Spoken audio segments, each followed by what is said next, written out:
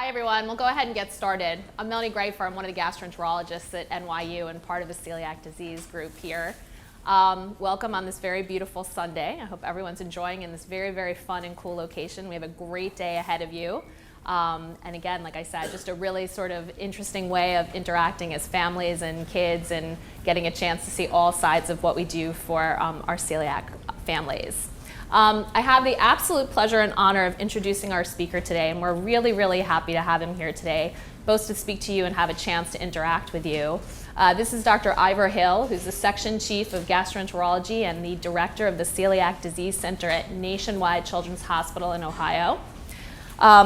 He attended medical school and did most of his training in South Africa and then got him over here in the States.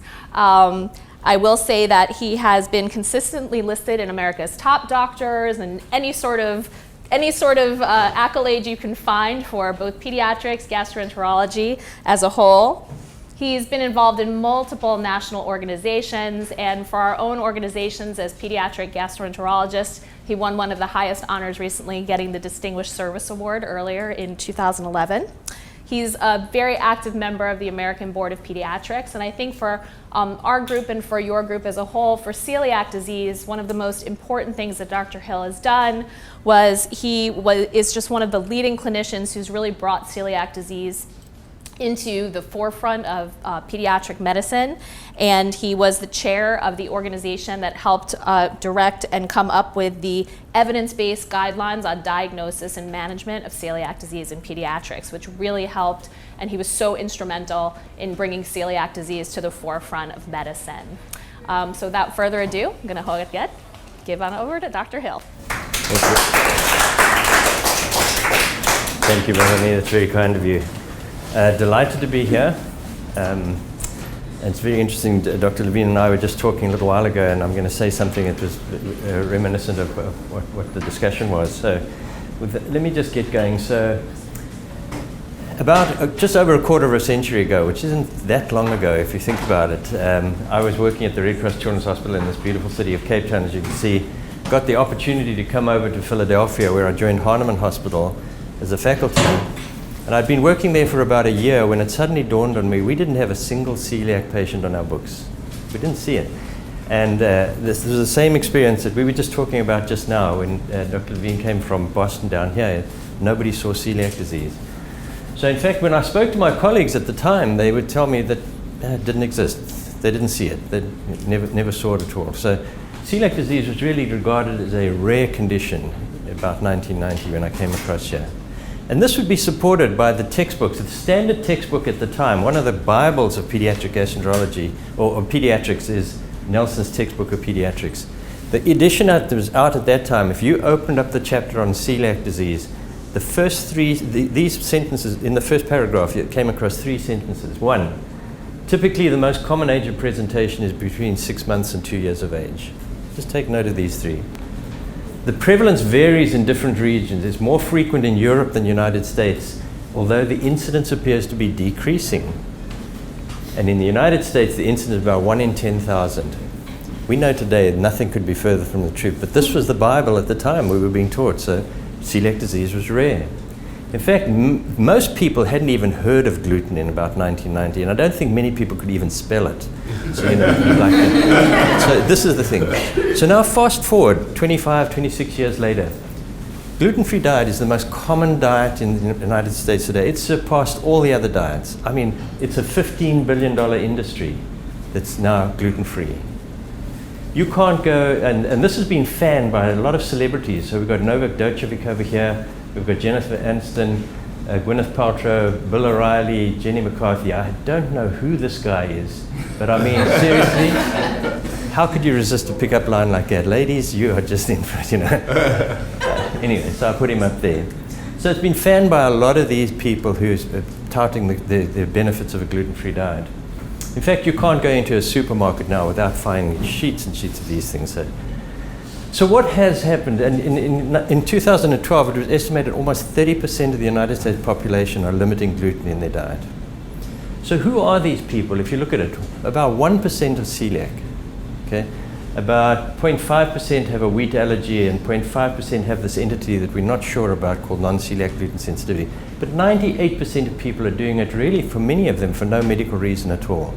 These are the reasons that they gave: that it improves physical, mental health, it's more nutritious, false, promotes weight loss, false, stimulates the immune system and aids digestion and GI function, resolves symptoms. So a lot of people doing a gluten-free diet for reasons that really don't make a lot of medical sense at all. The good side is that it's really brought a lot more gluten-free food to people with celiac disease, which I think has been a great benefit. The downside is I've heard some people who genuinely have celiac disease who go out and eat at a restaurant, they say, I'm gluten-free, and they regard it as geeks or kooks. You know, they're in the fringe, they're crazy people who don't. So it's had a little bit of a negative effect as well. So what I'd like to do today is review some of the things. So the epidemiology, how it's developed, the clinical manifestations, the diagnosis and treatment. I want to look at where we were, where we are, and where we're going with these things. I think it would just be a little bit fun to do these sort of things. So historically, celiac disease, what we've known about it is relatively new. If you look at it, there have been certain milestones. In fact, it was thought that in about 2000 AD, celiac disease was described by this Aristeas, who was a Greek in Cappadocia. But really, the first best description of celiac disease was in 1888, when Samuel Gee described it in the celiac affection. The next sort of milestone that came about was that in 1950, wheat was identified as the cause. And that was a big milestone. The next one that we had is that we developed the ability to be able to do biopsies, and we could characterize the changes on the biopsies. And that was another big milestone. And that led to the first diagnostic criteria by the Europeans in 1969, where they said you had to have 3 biopsies. You know, you had a biopsy at the beginning, you went on a gluten-free diet for a year, you had another biopsy to show you'd healed, you went on to another biopsy to show you'd damaged. Those are the criteria. A big step forward was in the early 70s when we started to develop these serological tests that allowed us to identify people who might have celiac disease, and these were refined over the 80s. The next step that we had was in 1990, because of the ability to look at people with serological tests, they came up with revised criteria. You didn't have to have 3 biopsies anymore, just 1 biopsy. Tissue transglutaminase was identified as the autoantigen in 1997, a really big advance there as well. And then, as Melanie mentioned, Dr. Graffer mentioned, the North American Society developed the first evidence-based guidelines in 2005, and these were updated and modified a little bit by the European Society in 2012. So relatively short history as far as celiac goes. And you know, everything that we know about celiac disease really happened in these last 50-odd years, I would say. So let's look at the epidemiology. In 1990, we didn't have a lot of good data, but this was the best data they had, and it came from Europe, and you can see that it was quite a marked variation. So Sweden, 1 in 256, Hungary, 1 in 100. Some odd things like Sweden and neighboring Denmark that are right next door to each other have the same genetic potential but had very different sort of results. There were a lot of questions about it. So in general, what was interesting though, when these figures were published, is that 24 out of 34 regions in Europe actually had reported that their prevalence was increasing. So they were noticing that there was a change at this stage. Today we know that most of these areas report a prevalence of around about 1% of the population. So it's changed a lot, and you know, if you go back from 1990 to today, most of these areas it's 1% of the population. So where were we in America? Well, up until about the mid-90s, there was very little good data of what was going on in America. There were 2 studies that had been done in children, one with chronic diarrhea and one with failure to thrive in that. And they estimated the prevalence was about 1 in 5,000 to 7,000. Okay. The first clue came in 2000 when that we're not very different from Europe. We were able to get 2,000 samples of blood from the American Red Cross Society. We knew nothing about the individuals who donated the blood because that was a privacy rule. But we did presume they were healthy individuals, and they'd all been screened for blood donors, so that we knew they didn't have any of the diseases that are associated with excluding you from being a blood donor. We got this, and we just studied them, and 16 of them turned out to have a positive TTG, which is very close to the 1 in 100, 1%, 1 in 125. So it looked as though we weren't too different from Europe if you looked at it from that point of view. At about the same time, we looked at 1,200 children, some of whom had typical symptoms that could be associated with celiac disease, and some who were asymptomatic but at risk because they were family members. And we looked at these, and here they were. So we had children with abdominal pain. We looked at type 1 diabetes, chronic diarrhea, failure to thrive, short stature, some relatives, and then there was a miscellaneous group. And again, came up with 34 of them that turned out to have celiac disease, which is again not very different from what was going on in Europe, suggesting that we weren't really that different. Something was missing in the United States. But the really good thing that came about was this study that was done, published in 2003, where we took over 13,000 individuals from across 32 states in the United States. It was a big collaborative study. And you can see here, over 4,000 of them were just healthy individuals that were going to their doctor for a routine health check. The others were people who were at risk, some of them because they had symptoms that were typical of celiac disease, some because they had first-degree relatives or second-degree relatives. And look at this. So in the symptomatic subjects, 1 in 40 of them turned out to have celiac disease. In the relatives, 1 in 22 first degree, 1 in 39. But this is the big one. The healthy individuals who are apparently asymptomatic had no problems. 1 in 133, very similar to the 1% that they're reporting in Europe. So really no different from Europe at that. And this was really our big breakthrough that led to the campaign that we had to try and educate physicians about looking for celiac disease. And I think it led to the marked increase in the number of patients who are being diagnosed now. If these figures are right, it's estimated that there's something upwards of about 3 million people in the United States with celiac disease. Unfortunately, about 80% of them are still undiagnosed. So we've still got a lot of work to do. Many of them may be asymptomatic, but I suspect a lot of them do have sort of minor symptoms and just not being picked up because nobody's thinking of the diagnosis. So we've made a lot of progress, but I think we've still got a long way to go. What about the future? Well, even though we're saying most people are starting to see 1% around, in some countries it's increasing. Finland and Sweden up to 2 to 3%. And there's some evidence in the United States that the figure is increasing as well. Not just because we're recognizing it more, but there may also be some evidence, if you look at studies, people that were studied in the 80s and compare them to similar studies done now, that there may actually be an increase in prevalence regardless of the fact that we're getting better at picking them up. And the question is why, and that's really a fascinating question that we have to answer. The new wave, I think, though, is we've always regarded that East Asia and probably Central Africa does not have celiac disease. But now we're starting to realize, and the question was because did they not have the genetic potential, or did they just don't eat wheat? So the maize is the most staple diet here, and rice was the most staple diet here.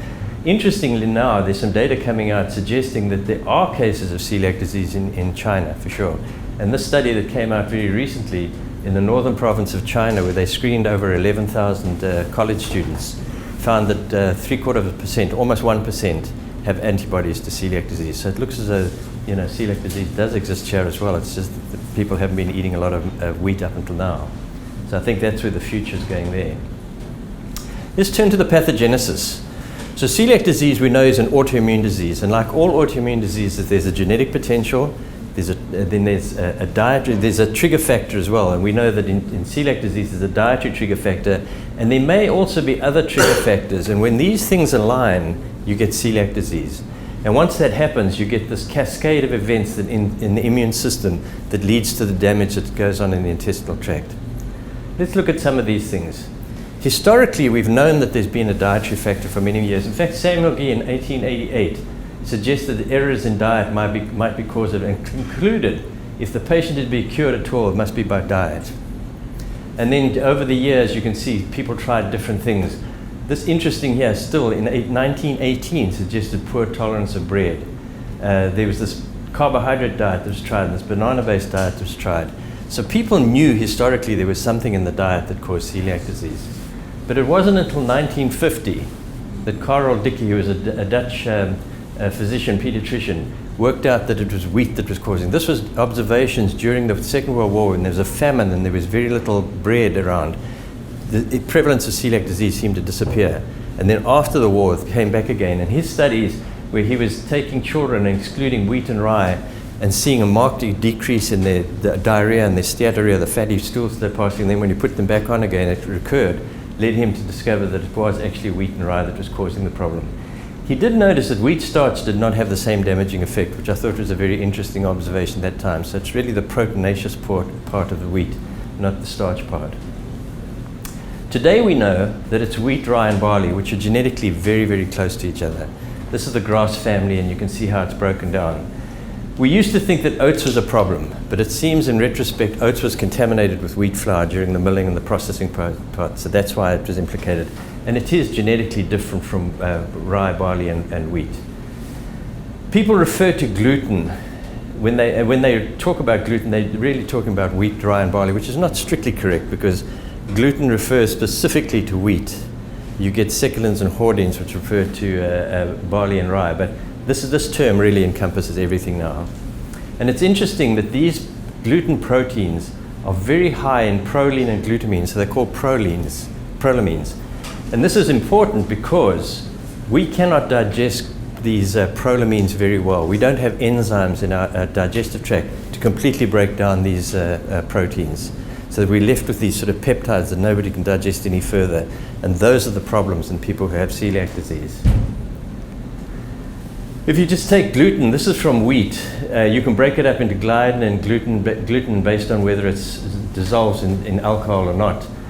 We used to think it was gliadin that was the cause of celiac disease, but we now know gluten can do the same. And it's not just the protein molecule, but it's portions of the protein molecule. So these little peptides, these parts that we can't digest any further, that really cause the problem.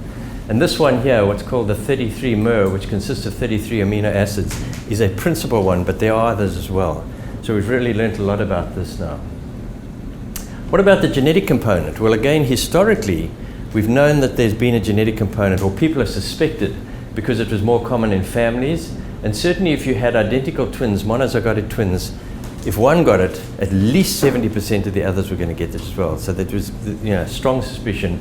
And if you had what called HLA identical siblings, there was a 30 to 40% chance of having celiac disease in the other one as well.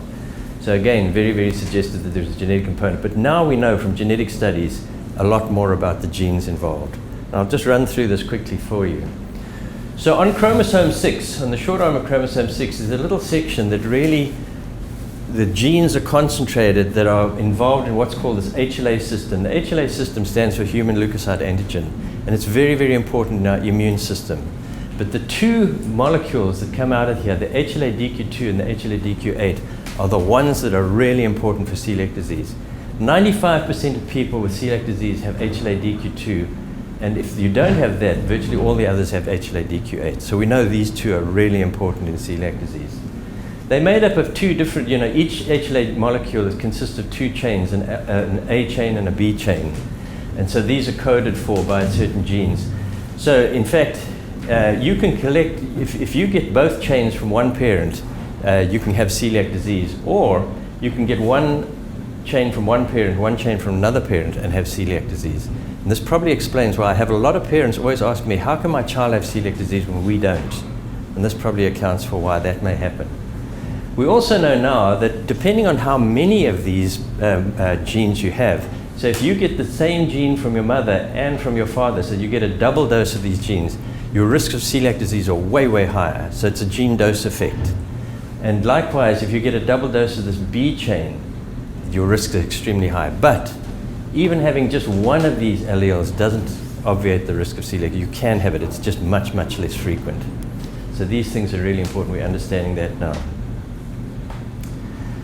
So just to put this in perspective though, if you take the entire United States population, about 40% of those people will have either probably HLA-DQ2 or DQ8. But only about 3% of them will go on to develop celiac disease. So having HLA-DQ2 or DQ8 doesn't mean you're going to get celiac disease. But if you don't have those, you're not going to ever get celiac disease. That's these people here.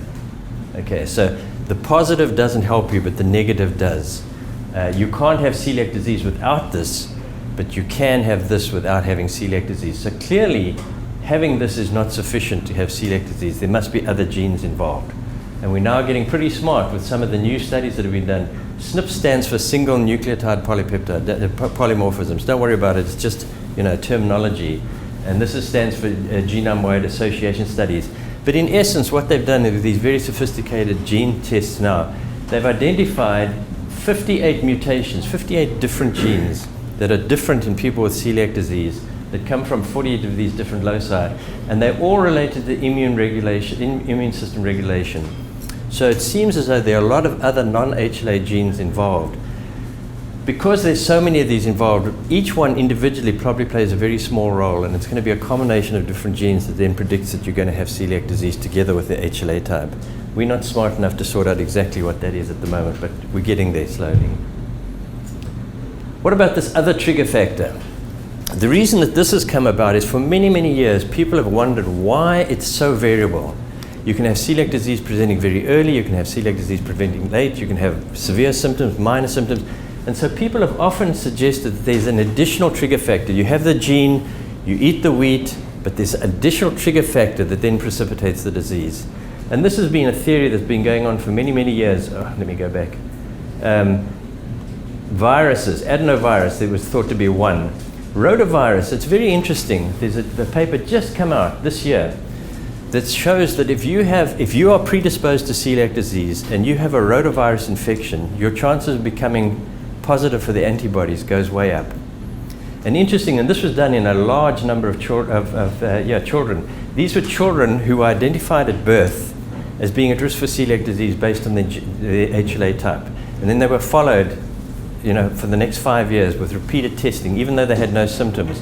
And about 5% of them become positive over the next 5 years or so. If you had rotavirus vaccine, your chances of becoming celiac positive in the 5 years was way, way less. So it seems as though there may be a trigger factor. What we don't know at the moment is, does that prevent celiac disease, or does it just delay the onset?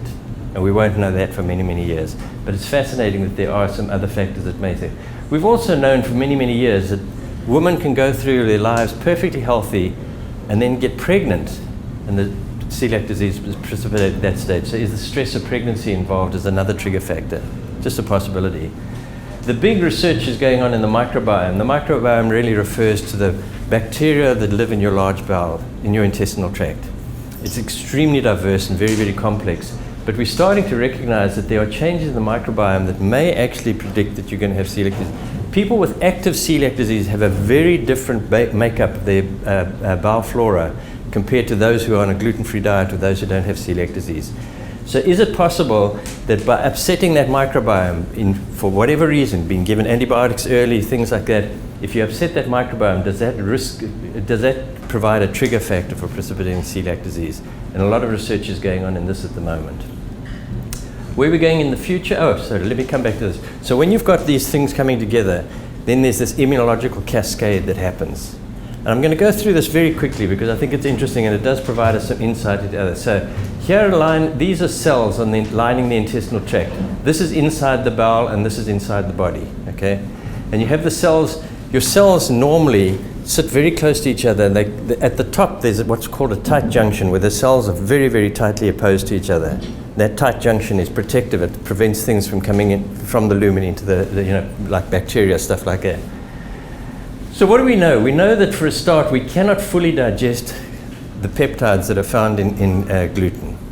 So you're left with these little sort of toxic peptides. Now, in most people, that does absolutely nothing. In people with celiac disease, they cause the problem. So these undigestible peptides, the first thing that we know is that there's a receptor on the lining of the cell over here that binds a little gliadin peptide. And when it does that, it increases this thing called zonulin, which is a protein. And zonulin actually controls the opening and closing of those tight junctions.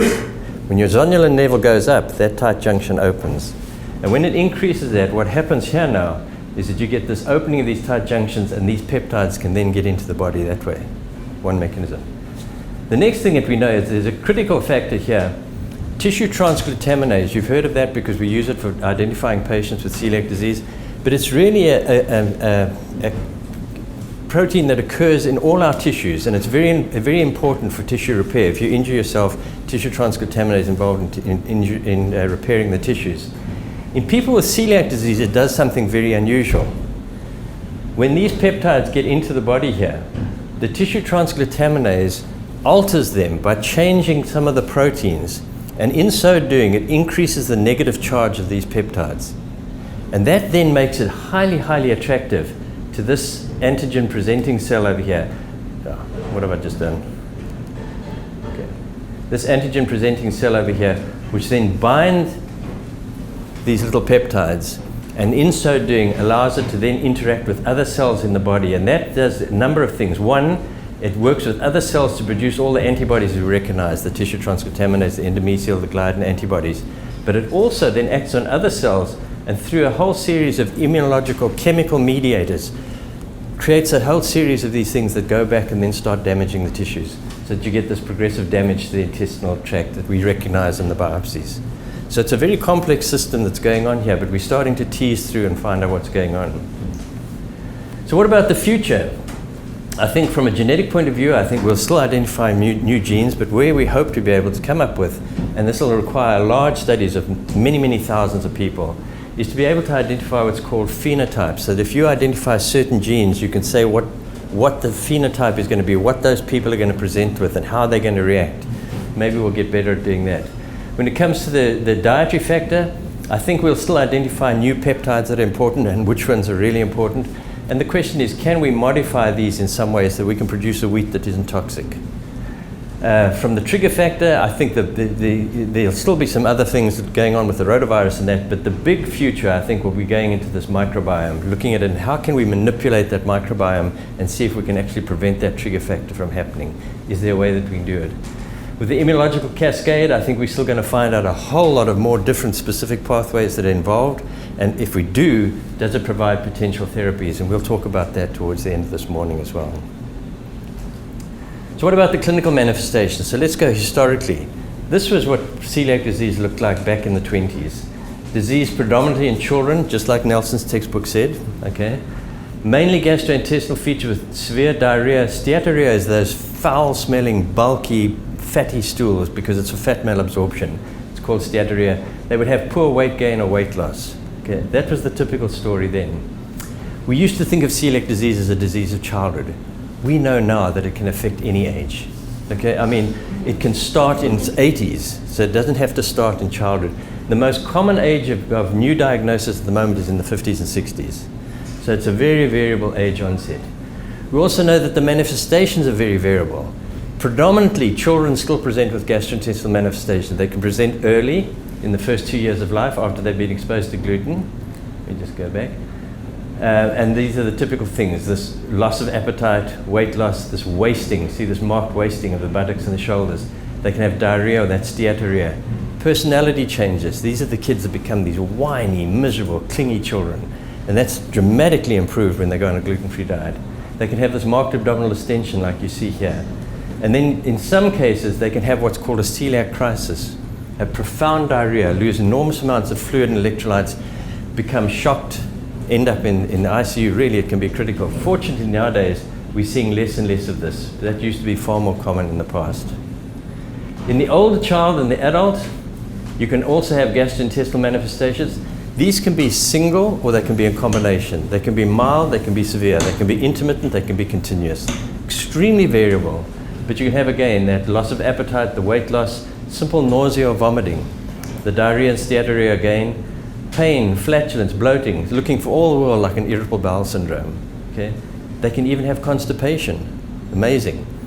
This abdominal distension, and then isolated liver enzyme elevation, where you can't find another reason. If you don't think of celiac disease, you're going to miss some of them. That's how they can present, just with that. So when it comes to the non-gastrointestinal manifestations, you can virtually pick any system in the body, and you'll have something.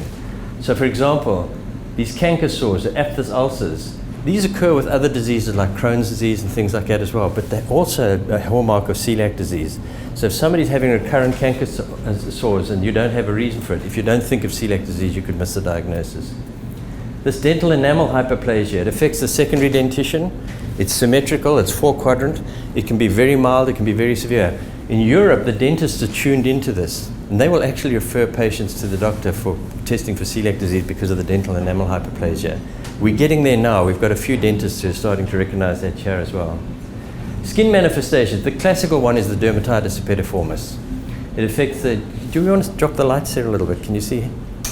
Is that better? Okay, yeah. So you can see it affects the elbows, the knees, the buttocks, the extensor surfaces. They start off as little bumps that become little blisters, extremely, extremely itchy. By the time medical people see them, they've been scratched over and they've got these sort of scabs. But this is a classical skin manifestation of celiac disease. If you do a biopsy next to it, you'll find a very characteristic finding of a deposition of an IgA antibody there. And that is absolutely diagnostic. You don't have to do an intestinal biopsy on these patients. If you've got the biopsy of the skin, you can confirm celiac disease 100%. But there are other skin conditions. We've seen it with eczema, we've seen it with alopecia, hair loss, things like that as well. But this is the real typical one. The musculoskeletal system, isolated short stature. Our endocrinologists are getting really good at screening every child who's sent to them for short stature. They can have no other symptoms at all initially, but just not growing well. And about 10% of kids that go to an endocrine clinic turn out to have celiac disease. But we can certainly also have bone and joint problems, arthritis, easy fracturing, this osteoporosis, the thinning of the bones, very, very well described as celiac disease. The hematological system, anemia in adults, anemia that responds poorly to treatment with iron. About 7% of those patients turn out to have celiac disease. We're not as good at picking up in pediatrics. Usually we make the diagnosis of celiac disease and then recognize they're mildly anemic. But now we're starting to see some of our hematologists, if they've got anemia and they can't explain it, are starting to screen for celiac disease, and we're picking them up as well. But they can have other causes for anemia like B12 or folate deficiency. They have a low white cell count or easy bruising due to vitamin K deficiency or platelet dysfunction. All these things are associated. The central nervous system, you remember the little kid who's a clingy, whiny, miserable kid, that we recognize that. But in older patients, you can see it as well. These behavioral changes in children, but dementia, ataxia, this inability to maintain your balance, they've been well described. And then peripheral neuropathies, these are tingling feelings and problems with the peripheral nerves that can occur. The reproductive system is important. Delayed onset of puberty. We've seen that. Women struggling to fall pregnant because of celiac disease, completely cured by a gluten-free diet. Recurrent spontaneous abortions or low birth weight babies, again, very common with people who have celiac disease, but totally cured with a gluten-free diet. We also know now that there are certain groups that are at increased risk for celiac disease. Okay? It's not a cause and effect, but it's probably that the genes are very closely aligned. When you get one, the other one's very close to it. And these can be divided up into autoimmune conditions and non-autoimmune conditions. The classic one here is diabetes, type 1 diabetes, insulin-dependent diabetes. About 6 to 8% of those patients turn out to have go on to develop celiac disease. What I find fascinating is that I've seen only one case ever where the celiac disease has been diagnosed first and they've gone on to develop diabetes. All the others they've developed diabetes and they've picked them up and having celiac disease. So I don't quite understand that, but it's a fascinating observation to me. But underactive thyroid, autoimmune thyroiditis, liver enzymes, autoimmune hepatitis associated, this Sjogren's disease, and then rheumatoid arthritis we mentioned, all associated. If you have this, you should consider screening them for celiac disease as well. And then the non-autoimmune condition, obviously relatives. If you have celiac disease in the general population is 1%, if you have a first-degree family member, that prevalence is going to go up to between 10 and 20%, or incidence, 10 to 20%. And it's also dependent on who your relative is. If you have a sibling who has celiac disease, particularly a sister, they're at higher risk than a brother, and they are at higher risk than a parent, or a parent having it and the child having it. So it depends on what the relationship is, and it's fascinating. We're starting to tease out what that is now. Turner syndrome, Williams syndrome also recognized, and Down syndrome recognized as being increased association with celiac disease. Again, not a cause and effect. And then this is very important. So a selective IgA deficiency, IgA is just one of the types of immune globulins your immune system develops. About 1 in 500 people in the general population have a selective IgA deficiency, and most probably don't even know about it because it's clinically insignificant. If you have celiac disease, the incidence of IgA deficiency goes way up. About 2 to 3% of people with celiac disease have IgA deficiency, so it's much more common. Again, there's this association. Where it's important in celiac disease is when we do our antibody testing, because most of our antibodies are based on this IgA. And if you don't have IgA, you can't develop an antibody, so you can miss a diagnosis if you're not aware of that. So what about the future? So many, many years ago, syphilis was regarded as the great imitator. Any condition you could think of could be mimicked by syphilis. It was fascinating that, it was thought of as any infection is not indistinguishable from other diseases. It was amazing. Syphilis is also known as Louis or Louetic disease, and in fact, I think Dean Martin even sang a song about every little breeze seems to whisper Louise, so paying homage to just a joke. But so where am I going with this? Well, I think celiac disease is really going to be the new great imitator. It's fascinating. Even now, I'm coming up with kids who present in ways that I never anticipated before that turn out to have celiac disease. So we've just got to have this incredible, broad suspicion. If you don't have an explanation for a symptom or finding, think of screening for celiac disease, because I think you could be missing them. What about the diagnosis? Well, just a little bit of history here. If you take before the 1950s, we could only diagnose celiac disease based on clinical grounds. We had no other tests. We couldn't do biopsies, anything like that. So the really big breakthrough came when we could start being able to doing biopsies. And as I said before, that led to this thing that you had to have 3 biopsies. 1, you showed that there was damage at the time of the diagnosis. 2, you put them on a gluten-free diet, and a year later you went back and rebiopsied them and showed that there was complete healing. And then you put them back on gluten, and 3 months later or a year later, you rebiopsied them and showed that there was damage again. That was very painful, okay, but that's all we had at that time. Then, as I say, in the 70s and 80s, we got these serologies, and this really was important and helpful for us for diagnosing celiac disease. So that by 1990, we could come up with the biopsy, the revised protocol. If you had symptoms, a biopsy that was typical of celiac disease, you put them on a gluten-free diet, their symptoms got better, you didn't have to do the 2nd and 3rd biopsy anymore. And that was a big breakthrough. And then, 2012, the Europeans have now come up with the suggestion that we might even be able to do a non-biopsy diagnosis in some cases, and we'll look at that in a minute too. So, like any disease, if you're going to make a diagnosis, you first have to have a clinical suspicion. We do some initial testing, and then we do definitive testing, and then we see what the response is to treatment. And celiac disease is no different. So let's look at the initial testing. We have a bunch of tests available commercially to us. The anti-gliadin antibodies, which come in an IgA and an IgG. Anti-endomysium, which is predominantly IgA, but you can ask for this IgG as the tissue transglutaminase, IgA, and you can ask for that. And then these are the new ones, the deamidated gliadin peptides, which were developed to try and improve on the gliadin ones. What they've done is they've taken the gliadin and they've deamidated it, like the way the tissue transglutaminase changes that structure. We try to do that in the lab and then use that. Let's have a look at these. So this little table just shows you a comparison between all these antibodies that we've got. This is the technology involved, this is the cost involved, and this is the sensitivity and specificity. So you can see the anti-gliadin antibodies are very low tech and they're very low cost, but the problem is they're not very sensitive. They only pick up about 80% of people. And they have a very wide range of sensitivity, and the specificity is also poor. So you can see here. The tissue transglutaminase, on the other hand, so because of that, we say don't use the anti-gliadin antibodies.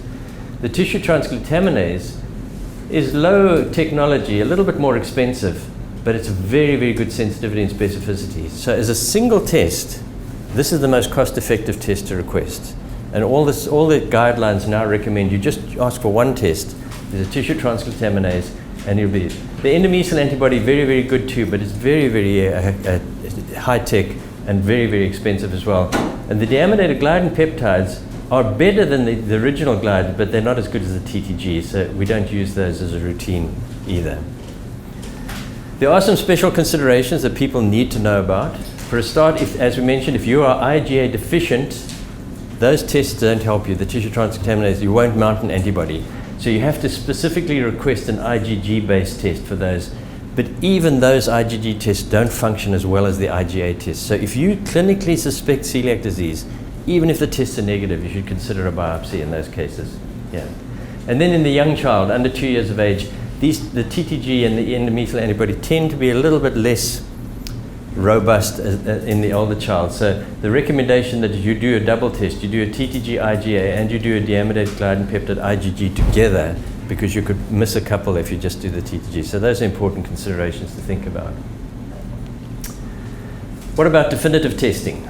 Okay, so the question is a biopsy needed in all cases? And we're going to talk a little bit about this and go through it in a minute. If you look at the various societies, here's the North American Society of Pediatrics. This is the American Adult Society of Gastroenterology, and this is the American College of Gastroenterology, also adult societies. We say yes, everybody should have a biopsy, or we have set up to now.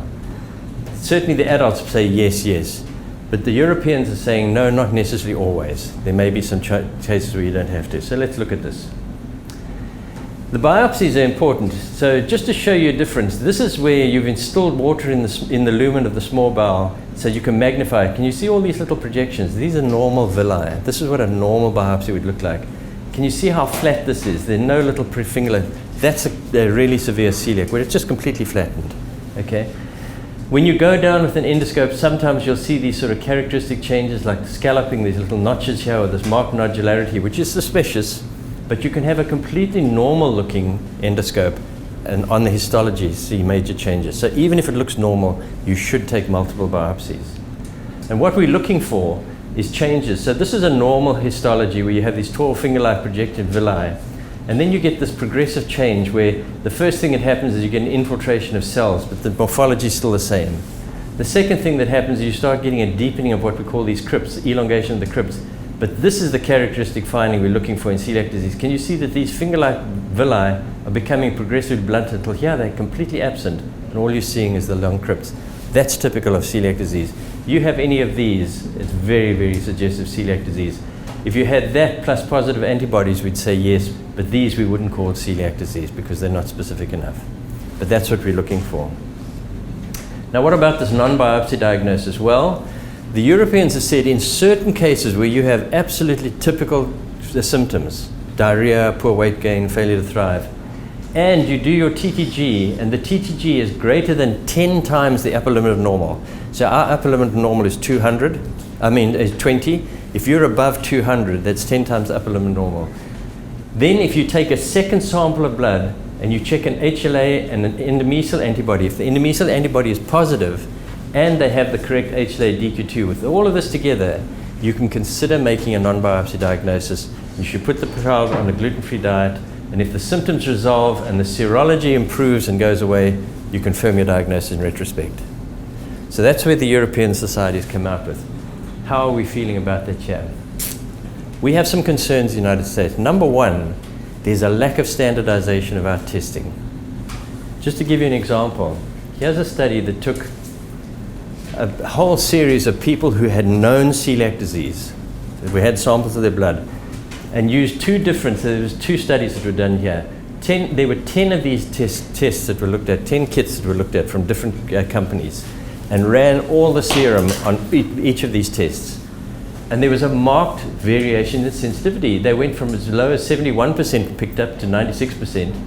Specificity as well, but false positives varied from 13 to 25%. So these tests are not standardized, and you get a bad company, you could have a bad test. So that's a concern that we have.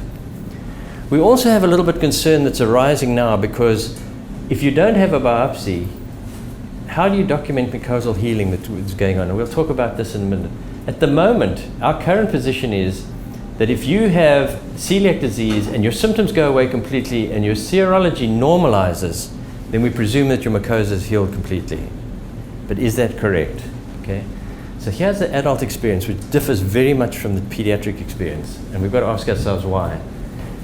More than 50% of adults, even on a gluten-free diet, if they rebiopsied a year or 2 years out, will still have damage on the intestine. Maybe a little bit better, but it's still damage, which is a bit of a concern. And this damage doesn't correlate at all, the mucosal healing, with what's going on in your serology or symptoms. So you can have completely normal mucosa, but you can have positive antibody. You can have completely normal mucosa and you can have symptoms. You can have damaged mucosa and you can have negative serology, and you can have damaged mucosa and no symptoms at all. So there's really no good correlation in adults at all. So we can't use serology and symptoms to say, oh, your mucosa is better if your symptoms go on your serology. And this was a review of a large number of patients where the conclusion they came to in adults, biopsy is the only reliable means of establishing recovery. Symptoms, serology, and other non-invasive means are poor predictors of response. Why is this important? The reason this is important is that all the long-term complications that go with celiac disease, the bone disease, the potential increase for malignancies, things are related to persistence of villus damage. So it's really important that we treat to get the villus damage repaired. Okay. Where are we with children? So quick question. Even if you figure out that, let's say that it is damaged, but you're doing everything you can do to be on a gluten-free diet, what else So, can be done to yeah. to heal that? So they are, number one is it allows you to pick up those patients who may not know that they're getting some gluten in their diet inadvertently. So that's important. If you've gone through the diet as carefully as you can and you cannot identify patients and they don't have the refractory form of celiac disease, which is a very different story, and I won't go into that now, but there are some institutions that will put you on a very, very specific, very restricted diet for 12 to 15 weeks and showing the marked mucosa. Once the mucosa is healed, they can then go back onto a regular gluten-free diet. So there are things that can be done. I think it's really important. In children, we've always presumed that if your symptoms go away and your serology normalizes, the mucosa is healed. There's a little bit of evidence to suggest that in some cases. So here's a study that was done in Australia where they took all these children and repeated their biopsy after a year on a gluten-free diet, repeated their biopsy, but at the same time tested their serology and looked at their symptoms. A group of children who had both a negative TTG, tissue transglutaminase, and a negative deamidated gliadin peptide always had mucosal recovery. So it looked as though if both those antibodies returned to normal and your symptoms resolved, they had mucosal recovery. But there were some that had a positive TTG but a negative DGP, or positive DGP and a negative TTG, who still had mucosal abnormalities. So a single test may not help you at all. This study's got to be repeated. The concerning thing was that 18% still had persistent mucosal damage despite being on a gluten-free diet for a year. So there's a percentage of kids that still have this problem as well that we've got to start thinking about. Here's another study just looking at these. So in this particular study, they looked at endometrial antibody, tissue transglutaminase, deamidated. They found that there was no relationship between those antibodies and the persistence of mucosal damage. And again, 12% and 66% of those who had persistent mucosal damage didn't have any symptoms at all. This is where so this is the future. Okay, we haven't come to that yet. We've got a lot more to do. So a little bit more on persistent villus atrophy. Here's another one. Again, it's a very, very similar thing, 15% for persistent villus atrophy. And here, this one was the one out of Boston that was published just this year, I think, yeah, where they had 103 children, 20% of them had persistent villus atrophy, even though they'd been on a gluten-free diet for after a year. I don't want us to jump to conclusions and say everybody has to have a repeat biopsy. What I'm saying is that we need some more data before we can start making it. So the future, what is the role of biopsies? I think we're going to have a big debate about the importance of a biopsy, both at diagnosis and follow-up. Can we rely? The Europeans are very strongly adamant that you can do a non-biopsy diagnosis and that it's perfectly adequate and that you can follow them without it. I still think that we need better data. The important thing is, can we come up with other markers of mucosal integrity? And this is where the future is going at the moment as well. So there are some blood tests you can do. There's one called this intestinal fatty acid binding protein, which is supposed to be a marker of damage to the lining of the gut. When you have damage, this number goes up. When that damage heals, the number goes back down. And this was a study done in adults showing very high at the start and then coming down. It's not 100% though. It's showing some promise, but it's not 100%. So there's some more work to be done on that. And then now the new thing that's coming up now is this metabolomics. This is where we can take urine or serum and look at a sort of a profile for different diseases. I won't go into the details about this, but you can sort of get like a fingerprint. And there's some early data suggesting that adults who have active celiac disease have a very different profile to those who then go on a gluten-free diet and those who don't have celiac disease. So possibly we'll be able to come up with something that'll help us. What we need is a very good non-invasive way of demonstrating the mucosa is healed in the future without having to go back and doing repeated biopsies. Nobody wants to do what's actually an invasive test at the moment. So right at the moment, I think our best bet still be very, very adamant. So you need a very good dietitian review of the diet to make sure that the children are not getting anything. You need to have serology coming back to normal. You need to make sure there's absolutely no symptoms. It's our best bets at the moment. And maybe we should be doing a combination of antibodies, not just one antibody, as we've only been doing the one antibody up to now. But I think those studies are going to have to be repeated. So that's where the future lies, I think. What about treatment? So we know at the moment the only treatment is a strict gluten-free diet for life. And as you know, this is not easy. There are problems. If we could only just say, get that wheat out of everything, okay? It's hidden everywhere. You know that. Nobody knows better than people who live with it. you're on 24-hour notice. I mean, everything you put in your mouth, you're worrying about, you're thinking about. So there's constant vigilance, okay? And then there's the cost factor. No doubt about it, increase your costs. So a lot of problems with a gluten-free diet. Not necessarily the best thing out. I think a skilled nutritionist should be involved in every single case because it is also deficient in certain vitamins, fiber, calcium, iron, things like that. So it's really important that you've got a nutritionist involved in monitoring that your health is otherwise good. Okay. Also want to touch on this quality of life issue. This was fascinating to me. So how does it affect your quality of life? Take a look at this study here. This was a study that looked at a large number of adults with various diseases, congestive heart failure, diabetes mellitus, end-stage renal disease, hypertension, irritable bowel syndrome, inflammatory bowel disease, Crohn's colitis, and here, celiac disease. And this was a measure of the perceived burden of treatment. How burdensome is your treatment? And what blew me away is that people with celiac disease perceive their burden of treatment as worse only. The only thing that's worse is end-stage renal disease. So they perceive the burden of treatment as being worse than people who have Crohn's disease or ulcerative colitis. What is that? Oh, okay. Thank you. So some people perceive this as a tremendous burden. Okay, interesting. Here's something else. This was adult celiac disease who were seeking an alternative. Satisfaction with the gluten-free diet. 40% were poor to very poor, and the rest was sort of average. So it's not a diet that people would willingly choose to take, I think. Here was a study that looked at children. They surveyed parents, on a gluten-free diet alternative. Almost 60% of parents surveyed expressed that they would prefer an alternative therapy to the gluten-free diet if they could. So just interesting to me. So where are we going with the future? Number one, I personally feel for children it's always extremely important to confirm the diagnosis before you start treatment. You want to be 100% sure that kid's got celiac disease before you go on this lifelong diet because there are issues. Number two, are there alternatives to the gluten-free diet? So this is where we're going in the future. So let's take a look at this. There's three potential targets that we have. We can try and detoxify the gluten so that it's no longer toxic, and we've got some ways of doing this. Can we block the uptake of these peptides so that they don't have any damage? Or can we alter the immune pathway, that cascade of events? Can we stop it somehow and prevent it? And let's take a look at where we are at the moment.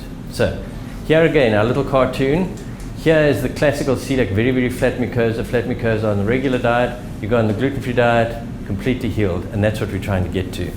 This is our line of cells here inside the lumen with the gluten peptides here, and these are all the things that happen. Every one of these little rings is a potential target for therapy.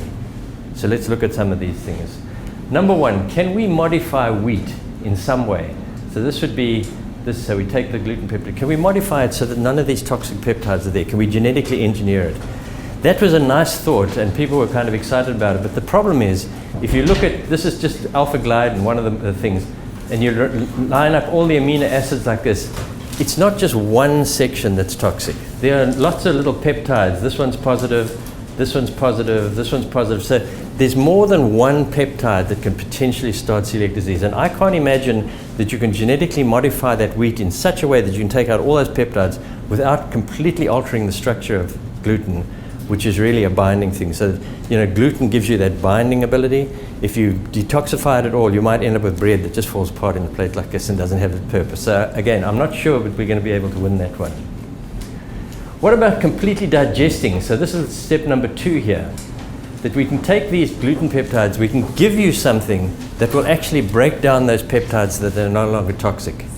And this is now where we are at the moment. There's this enzyme called glutenase, which consists of 2 other enzymes, one derived from barley, one derived from bacteria, that if you take them in the laboratory, you can completely digest those peptides so that they're no longer toxic. Okay? They're now in studies, they're going through studies in adults. I think they're about phase 3 studies now. There are some challenges. Number one is to prevent this enzyme from being digested or destroyed by the acid in the stomach. The other thing is, can you completely digest all these peptides? It's got to work very, very quickly so that none of these peptides come in contact with the small bowel. So if you have a whole gluten load, will this be as successful as if you have just a little bit of gluten?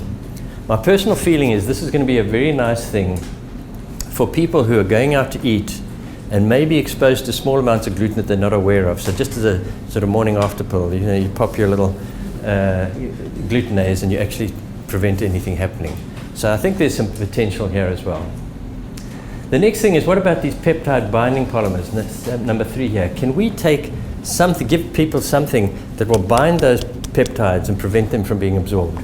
And there's a company in Israel that's actually looking at this at the moment. There's this product over here where these peptide binders bind onto these peptides and stop them from being absorbed. They're just passed in the stool. Okay? This has been shown to work very, very well in mice. It hasn't been shown to work in adults yet, with people yet. There are challenges. I mean, would it be peptide specific, or would it just be any protein that's in there that you'll bind, which wouldn't be a good thing, okay? If you do bind other possible proteins, you could end up with severe protein malnutrition. We also don't know what the binding capacity is. Will it bind all the peptides or just some of the peptides? So there are a lot of challenges, but it's interesting to see that people are thinking along these lines. Then the next one is, can we prevent the peptides being taken up? Remember those tight junctions? So this is number 4. Can we stop those tight junctions from opening up and letting peptides in? And here's another product here, lorazepam, which is actually a zonulin antagonist. It blocks zonulin and prevents those tight junctions from opening. You had a question? No, I was just letting you know. Okay. So this is actually now in advanced stages of study at the moment as well. Zonulin has been shown to have an action of about 90 minutes duration, so it stops those things being taken up. Again, I don't see this as taking the place of a gluten-free diet, but I see this as being very beneficial to people who might want to go out and might be exposed to gluten. They can take this and prevent that from happening for 90 minutes and prevent that. So there's good potential there as well.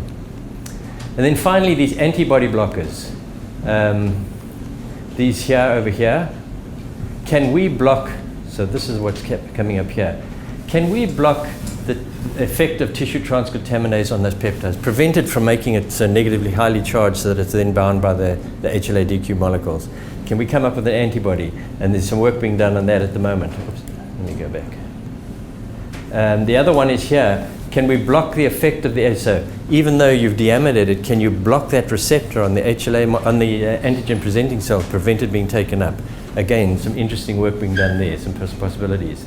And then finally, there's these over here in the immune system. Can we block the antibodies, all those chemical mediators that go back and start causing damage? Is there some way that we can block these? So there's a number of things that have been looked at. They're looking at interleukin-15 antibodies, that's one thing, or these interferon antibody blockers. The concerns that we have is that these things may have untoward side effects, and we can talk about that in a brief. And then finally, can we actually promote gluten intolerance? And this to me is fascinating. There's a company, it's actually in Boston, that's working on a vaccine that they've got the 3 most common peptides, and they're trying to immunize you against those 3 common peptides and prevent you developing celiac disease. A lot of challenges still. It's in a phase of development. We don't know the duration of effect. How often will you have to keep getting that vaccine? We don't know the frequency of administration. And the question is, even though we block those 3 peptides, are there other peptides that can still cause celiac disease?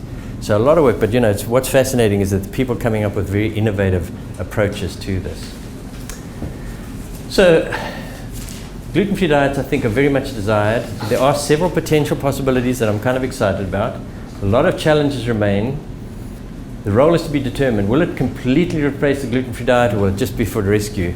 But my concern is that any alternative to the gluten-free diet must be as effective and as safe.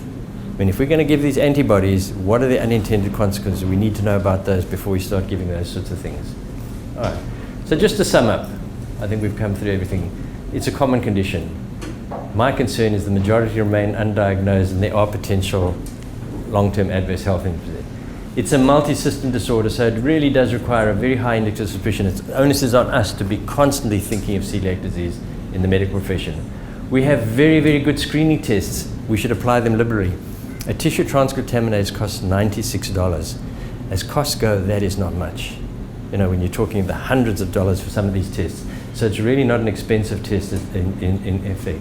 The treatment is very effective, but it is cumbersome and costly, so we should keep looking for alternatives. And again, I always say, always test before you treat. Don't treat somebody. The thing that drives me insane is I get patients sent to me whose pediatrician has said, just try a gluten-free diet, and then 3-4 months later they send them to me and said, does he have celiac disease? I can't help you if you've been on a gluten-free diet for 3 to 4 months. And it's very difficult. Happy to take any questions. Thank you.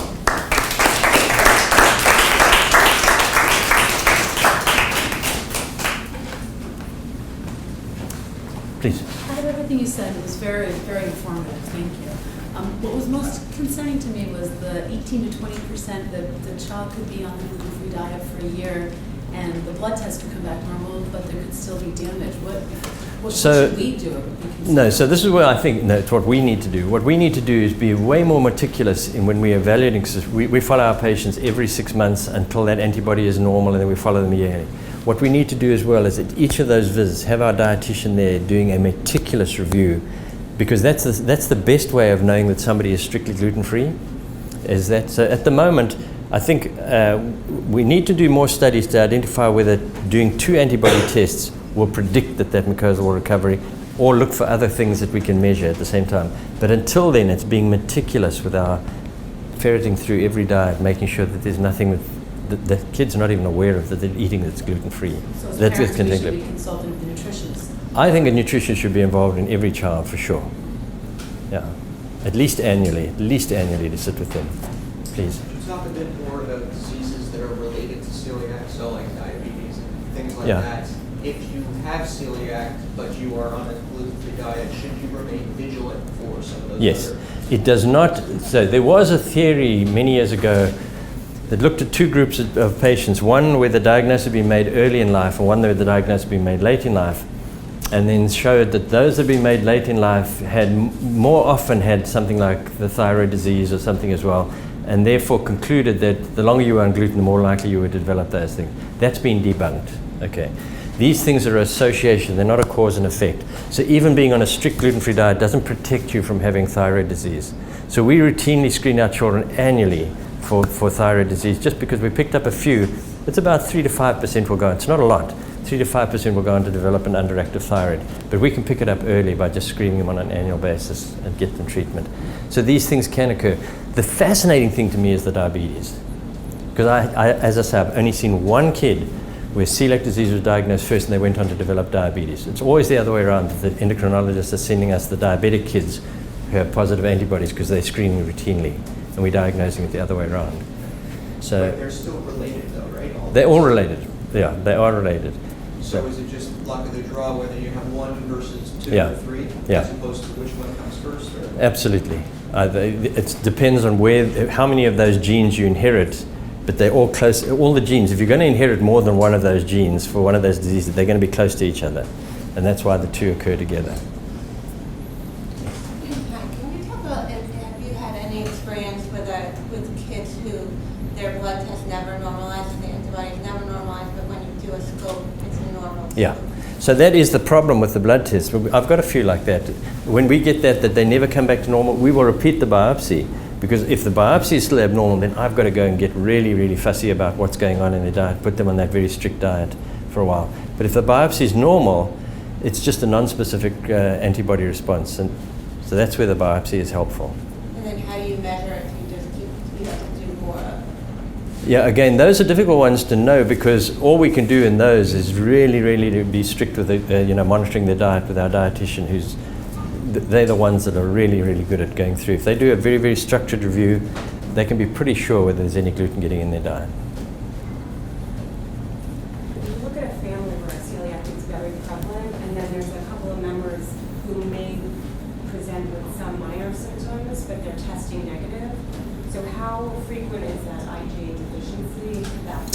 So we routinely recommend that when you test for celiac disease, the first time you test is you should measure the serum IgA level at the same time. Okay, so if your IgA level is normal, then you can interpret the tissue transcontaminase. If your IgA level is very, very low, you need to ask for the other test. So once you've got a normal IgA, you never have to do it again. So we've routinely said always do it at the beginning, but if it's normal after that, you don't have to repeat it. Okay, it's about 2 to 3% of people will have the IgA deficiency. Just to put this in perspective, there was a study out of Sweden where they looked at 7,208 patients, okay? And they'd all had the IgA thing, and then they went back and looked and they said, they worked out if they had not done an IgA antibody routinely on every patient, they would have only missed 2 patients with celiac disease. So it's really, we're probably doing a lot of IgA antibodies, not cost effective, but we haven't got away from doing that just at the moment. I have a somewhat related siblings get tested, non-symptomatic siblings get tested? Yeah. So this is a big debate that's going on at the moment. So if you go by there's a very big difference of opinion between the adult society and the pediatric society. We've sort of come down on the side that's saying it's important to know if you have celiac disease, even if you're totally asymptomatic, and you should be treated. And all. I will tell you there's very little evidence that suggests that treating somebody who's totally asymptomatic is beneficial in the long term. We don't know that, okay. But what our guidelines have said is if you're totally asymptomatic and you're on a gluten-containing diet, starting at the age of 3 years, you should be screened. Once a year? Not once a year, no. If you're negative, then it's arbitrary. Some people say every 3 years, some people say every 5 years. I say if they ever develop a symptom, just screen them again. Just be aware that they're still at risk. So the other school of thought that the adults are saying is that look, because we don't know the long-term benefits of treating somebody who's totally asymptomatic, and they also have the problem that, if you take an adult who is screened and found to have celiac disease and is totally asymptomatic, 80% plus of those adults are not following the gluten-free diet after a year. They don't perceive a benefit. So they go on this diet, they find it's a tremendous hassle, and they say, well, hang with us, I'm not doing it. So you haven't really done anything. So this is where the adults come from. They say, be aware that you're at increased risk, and if you ever develop a symptom, consider screening. So there's the two schools of thought there. There's been a lot of press in the UK about, I guess, rice being the replacement and the arsenic minerals that are in there. What's your sort of take on So I think, having spoken to our nutritionists at length about this particular thing, people are concerned that a lot of the rice that came from China because of arsenic in there. I don't think it's ever been shown to reach the level where it's of a concern. It's still out there as a concern. A lot of people have that concern, but I don't know of any evidence that's proven that it's reached a level where it's. And is that something that's standardly tested on the bloods and everything else? I don't know that. We don't look to test for it routinely, but I think where these studies have been done, people have tested and never found it at a level that's dangerous. Do you see a higher rate of cancer in children or adults with celiac? So the interesting thing there is, and let's put this in perspective, the concern is that you're at higher risk for intestinal cancers, the lymphoma specifically. Okay, the actual figures are a 4-fold increased risk. That occurs in individuals who have documented celiac disease and do not follow a strict gluten-free diet so that they have persistent mucosal damage. Okay, it has not been shown in asymptomatic individuals who've been identified on risk screening and don't follow a gluten-free diet. It doesn't hold for those, okay? And then to put it in perspective, intestinal cancers are one of the least common cancers anywhere. So I think the figures are for intestinal lymphoma, and I want to get this right. It's 2 per 100,000, I think it is, in the general population. So if you have a 4-fold increased risk, you go from 2 to 8 per 100,000. So it is an extremely unusual cancer anyway, but the relative risk is greater. So we always do worry about this thing. I don't know of any strong association between lymphatic cancers at all. I mean, there are some other esophageal cancers being associated, things like that. But putting it in absolute terms, it's not a huge number of patients. It's just the relative increased risk goes up. So on the gluten-free diet, your risk goes back to the general population within a few years. You mentioned that there are obviously some disadvantages to the gluten-free diet, such as missing some of the important nutrients like calcium, fiber. So do you recommend taking a supplement, like a multivitamin? Yeah, our nutritionist deals with all our patients. She sits down, she will go through and she makes sure that all those things, and we routinely, there's certain things we monitor. Once their TTG is back to normal on an annual basis, we monitor their thyroid function, a vitamin D level, a ferritin, looking for their iron levels, I mentioned thyroid function, and the TTG basically at the moment. So, okay. So you mentioned obviously like some of the side effects, or some of the how it manifests and like how behavior changes and possibly like reproductive issues. Like dealing with younger children, how would you like proceed with like a psychiatric kind of workup and So the behavioral changes we see in the young child is this personality change where they're just miserable. We presume that they're feeling some discomfort. That dramatically improves within days to a week or more of going on a gluten-free diet. The mother will tell you, this is a different kid. This is, I don't know who this child is. It's just completely different. What we're starting to find out now is that there are some neurocognitive, some anxiety, some depression, some things like that in a small, but we don't know what the percentage is. So we've actually got a study ongoing at the moment where all our newly diagnosed patients are being screened by our behavioral therapist to try and find out just how common this is and what happens when they go on the gluten-free diet. Because there's also some evidence in the adult population, again, that depression and that actually becomes more common on the gluten-free diet because they're learning to live with it's living with this diet that just drives you crazy.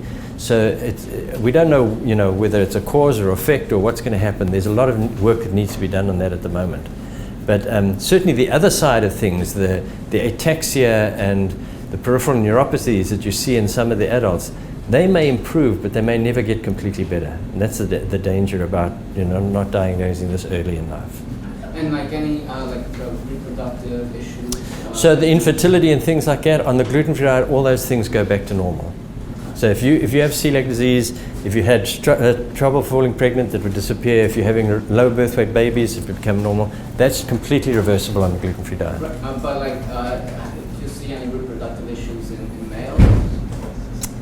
It's more, I don't know if there's any studies that are done in males as such, no.